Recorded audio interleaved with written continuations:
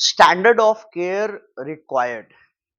Standard of care required negligence के topic पर एक बड़ा ही इंपॉर्टेंट कॉन्सेप्ट है कि स्टैंडर्ड ऑफ केयर क्या होता है। तो इस पे एक सवाल है, एक क्वेश्चन है जो कि बार बार आया है।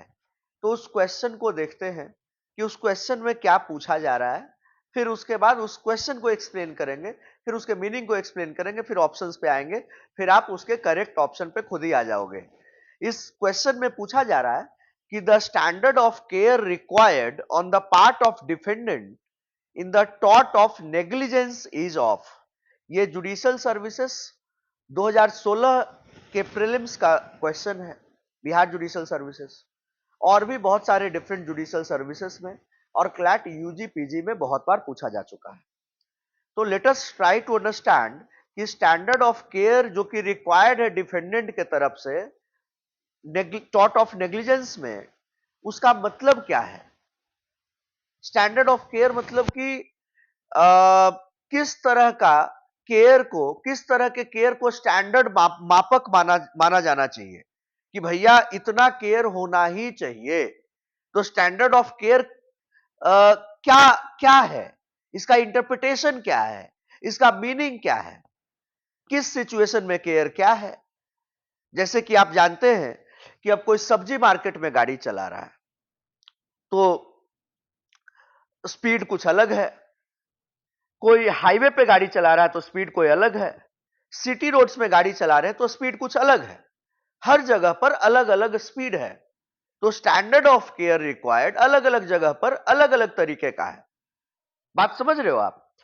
तो टॉर्ट ऑफ नेग्लिजेंस में डिफेंडेंट के तरफ से, मतलब जिसके ऊपर केस हुआ है, प्लेंटिफ ने जिसके ऊपर केस किया है, डिफेंडेंट को कितना स्टैंडर्ड ऑफ केयर एक्सरसाइज करना चाहिए और एक्चुअल में स्टैंडर्ड ऑफ केयर का मीनिंग क्या है। यहां पर आपके ऑप्शंस दिए गए हैं। पहला हाईली स्किल्ड पर्सन, दूसरा any person of least understanding, तीसरा रीजनेबल एंड प्रूडेंट मैन, चौथा अ पर्सन हैविंग लीगल अंडरस्टैंडिंग। देखो, पहला ऑप्शन तो एकदम डायरेक्टली गलत है। हाईली स्किल्ड पर्सन लॉ में कभी भी एक आप ऐसे आदमी के मनोदशा से नहीं ले सकते हैं कि कोई बहुत टैलेंटेड है या फिर कोई बहुत नीचे लेवल का, कोई मतलब मंद बुद्धि है। दोनों के को ही आप मापक के रूप में नहीं रख सकते, क्योंकि जो हाईली टैलेंटेड है वो बहुत कम लोग हैं और जो बहुत कम मंद बुद्धि है ये भी बहुत कम लोग हैं। तो पहला और दूसरा ऑप्शन तो ऐसे ही गलत हो गया आपका, that is highly skilled person गलत हो गया, any person of least understanding गलत हो गया। तीसरा भी छोड़ते हैं, चौथा में a person having legal understanding. हर किसी की लीगल अंडरस्टैंडिंग तो नहीं हो सकती ना। आप लॉ पढ़ रहे हो, आपको पता है मेडिकल का बंदा को लीगल अंडरस्टैंडिंग कहां होगा। इंजीनियरिंग या फिर जो पढ़े लिखे नहीं है उनका लीगल अंडरस्टैंडिंग कहां से होगा। तो लीगल अंडरस्टैंडिंग की बात ही नहीं है। तीसरा ऑप्शन, ऑप्शन सी, इसका करेक्ट ऑप्शन है, जिसमें बोला जा रहा है reasonable and prudent man.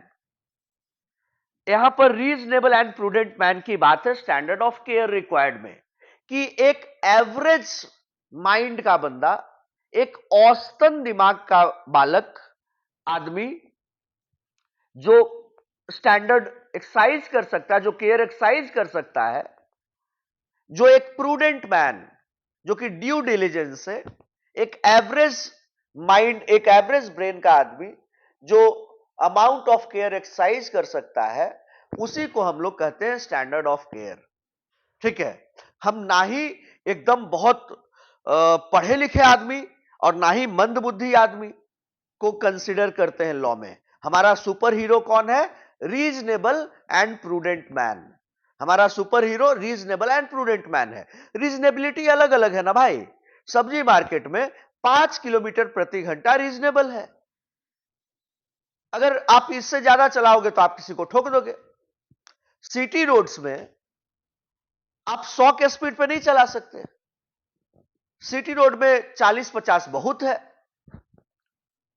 Highway पे अगर आप चलाइएगा 5, 10, 20, 30 के स्पीड पे तो आपको कोई ठोक देगा। तो वहां पर रीजनेबिलिटी अलग है। तो एक रीजनेबल प्रूडेंट मैन उस सिचुएशन में क्या करेगा, एक एवरेज औसतन दिमाग का आदमी उस सिचुएशन में क्या करेगा, वो अलग अलग है। और स्टैंडर्ड ऑफ केयर यही कहता है। टॉर्ट ऑफ नेग्लिजेंस में डिफेंडेंट का स्टैंडर्ड ऑफ केयर यही है, that is of a reasonable and prudent man. आप, आई होप कि आपको बिल्कुल अच्छे से सब कुछ समझ में आ गया होगा। इसी तरह के कंटेंट के लिए हमसे जुड़े रहिए। हमारे YouTube चैनल को फॉलो करिए, Chanakya CLAT classes and Chanakya judicial academy. And अगर आपने अभी तक हमारे चैनल को सब्सक्राइब नहीं किया है, then do like it, share it and subscribe it. जय हिंद, जय श्री राम।